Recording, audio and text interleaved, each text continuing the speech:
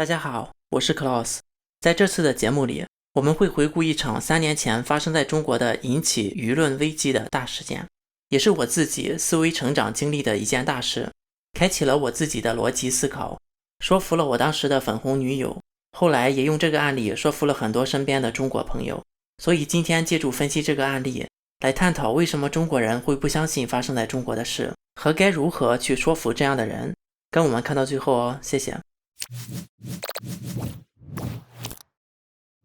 简单回顾一下案情，事件开始于2017年的11月22号，北京朝阳区8名家长报案，红黄蓝新天地分园爆出孩子遭遇针扎、喂药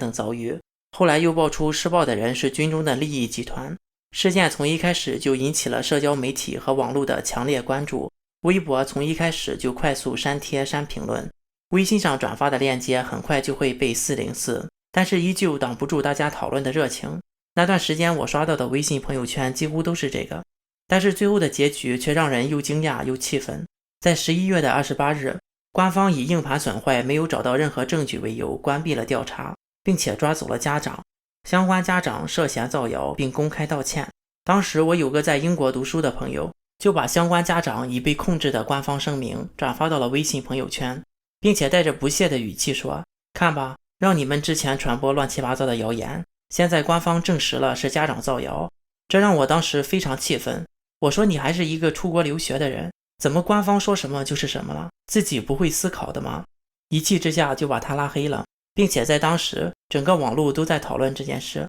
所以我也难以避免的和当时的女朋友分析讨论。她就是不相信这件事情的真实性，即使我拿出所有的证据，她还是不相信。她说证据可以伪造，对，也不是没有这个可能，照片可以摆拍，视频可以找演员，聊天记录也可以串通。最后她说，现在有人说是，有人说不是，这件事情我们也没有证据，就这样吧，不需要再讨论了。我这里跟你们说，我跟小粉红打嘴架10年，总结出来一个他们的3不原则，那就是所有的外国的东西不可以作为证据，所有非官方的东西不可以作为证据，所有你没有亲眼见过的东西不可以作为证据。所以呢，这里划重点，不能跟小粉红讲证据，那讲什么呢？要讲逻辑。所以我就跟他说，好，我们不说这个，我说假设你同学说你偷了他的东西，如果不是你偷的，你会怎么办？你肯定会想方设法证明不是自己干的，哪怕是跳楼也得证明自己的清白。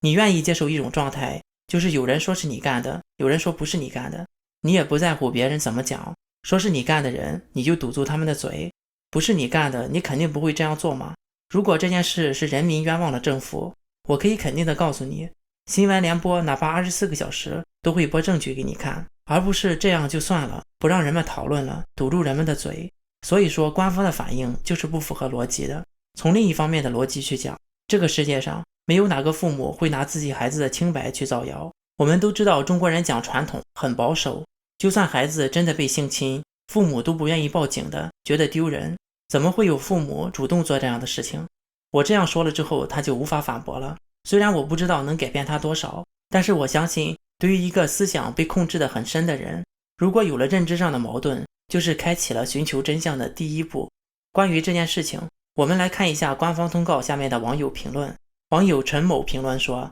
家长会拿自己孩子的贞操造谣吗？说官方的辟谣实则是没有动脑子。还有一个网友评论说，不能直接解决问题，但能迅速解决曝光问题的人。更有网友夸张一点的，直接被惊醒了伟大的中国梦，吓得连孩子都不敢生了。虽然这件事情就这么荒唐的压下去了，但是因果循环，报应不爽。在美国上市的红黄蓝教育市值一路下跌，从最初的$30一股跌到目前的$3不到，短短3年市值蒸发了高达90%，这也算替我们出了一口恶气。我们再深一步，为什么很多中国人不相信发生在中国的事？归根结底是因为成长和教育在只有一种声音的环境之下，他们的大脑就变成了主流媒体的一部分。当主流媒体上不能接受的东西，他们的大脑也不会接受。主流媒体会选择性的报道并删除杂音，他们的大脑也会选择性的相信看到的东西，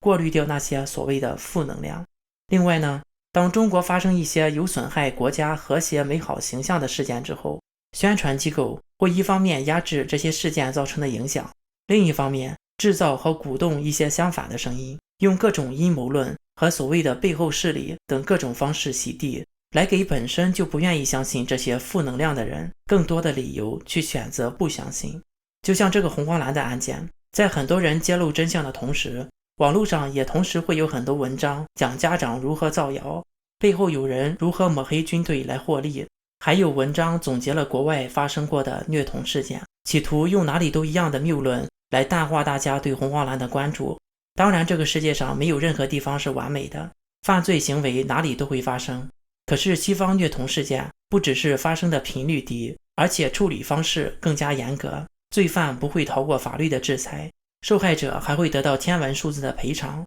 但是很多人不愿意再做进一步的思考，而是直接选择相信官方给的答案，这样不仅是简单，不用动脑，而且不会与自己已经建立起来的世界观产生冲突。所以主动引导他们去思考，从而和自己的认知产生矛盾就有意义了。我也是因为最初自己在思想认知上的一些怀疑，进而引发的思考，在经历跟各种人的争论之中，慢慢的形成了自己的思想。古语有云，先做人后做事，不管是多大多小的事业，进一步说，先改变中国人才能改变中国。退一步讲，人生如白驹过隙，不管是与茫茫宇宙的空间相比，还是与滚滚的历史长河相较，对于个人来讲，我们每一个人都太渺小了。人只有活得明明白白，做一个有独立思考能力的人，才对得起来人世间走这一遭。虽然这时候会有人反驳我，你又不是猪，你怎么可能知道猪什么都不懂，只知道吃和睡就不幸福了？对，我是不知道，但问题是养在猪圈里的不一定是猪，也可能是人。好了，下面进入网友互动环节。上一期节目我们深入地探讨了统一和独立的逻辑。网友王晨曦说，台湾人为什么要用汉字？网友刘威说，汉字又不是中共国发明的，是我们老祖宗发明的。中共国的人一方面说台湾也是中国同胞，同宗同源，另一方面又不让同胞兄弟继承祖宗文化，这不是自相矛盾吗？网友吃黄语说，中共国人用的残体字也是罗马拼音打出来的。是的呀，中国用罗马字母、阿拉伯数字，按照中共五毛的说法，是不是中共应该和罗马、阿拉伯统一呢？网友米鲁勒6426说，不否认有汉人血统，但是不想被统一。别人说同胞不会在意，但是中国人说同胞就是有恶意。确实是这样，在中国人的大一统意识形态下，同胞这个词已经变成了绑架同胞的工具了。网友习胖胖的亲爹说，中共从中华民国独立，现在又想统一，中共想统一就统一，想独立就独立，台湾又不是墙内的韭菜，可以随意被他袭而收割。网友 Integrate Bimes 说，道不同不相为谋，强行统一不同必然带来后患。网友叶说，假设朝鲜是一个面积庞大的帝国，你问大陆人愿不愿意被金三胖统一呢？我相信大部分人都会说不愿意，因为那不是一个好地方。说得好，不是中国人信共产主义吗？那是不是很欢迎被北韩统一呢？网友雷毅说，为什么台湾不想被统一？理由很简单，被统一了，生活不会比现在过得好。看看西藏、新疆、香港的先例就知道了。网友柳清贤说，中共70年对台湾文攻武吓，处处打压台湾，如何让台湾支持统一呢？最后网友 Low 也说，有个言论说美国独立后英美关系还是很好，同为联合国常任理事国，这种关系给了他们在国际上更大的优势，这个观点很新颖。好了，本次节目就到这里，希望大家有所收获，感谢所有参与留言讨论的朋友们，我们下次再见。